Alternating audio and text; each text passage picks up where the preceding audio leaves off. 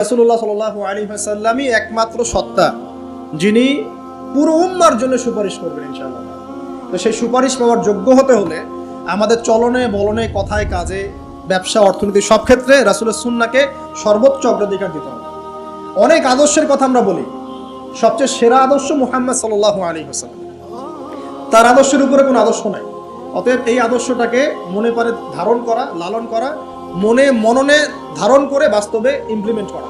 আল্লাহ পাক আমাদেরকে তৌফিক এনায়েত করুন, আমিন। তো প্রিয় ভাইরা, কিয়ামতের মাঠ সম্পর্কে অনেক ভয়াবহ চিত্র আছে, আজকে আমি সেটা বলার সুযোগ পাচ্ছি না।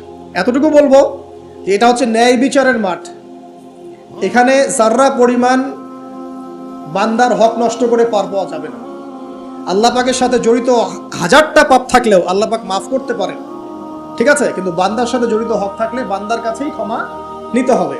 আর একটা পাপ নিয়ে কবরে যাওয়া যাবে না, একটা পাপ, সেটা কি? সেটা হলো শিরকের পাপ। শিরিকের পাপ নিয়ে কবরে যাওয়া যাবে না।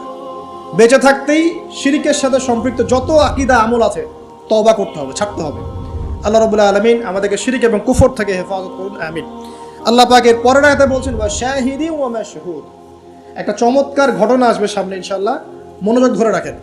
আল্লাহ বলছেন ওয়া শাহিদি ওয়া মাশহুদ। আমি আল্লাহ কসম করছি শাহেদের এবং মাশহুদের। শাহেদ কি? তাফসীরের কিতাবে এসেছে শাহেদ মানে হচ্ছে জুমার দিন। কোন দিন? জুমার দিন। এই যে দেখেন, জুমার দিনে মুসলিমদের একটা কাজ কমন, সেটা হলো গোশতের দোকানে দাঁড়িয়ে গরুর গোশত কেনা। সকাল সকাল দেখবেন জুমার দিনে হাজির কসাইয়ের দোকানে, আজকে জুমার দিন গরু খাইতেই হবে, নাকি ভাই? কথাটা কি ঠিক না ঠিক?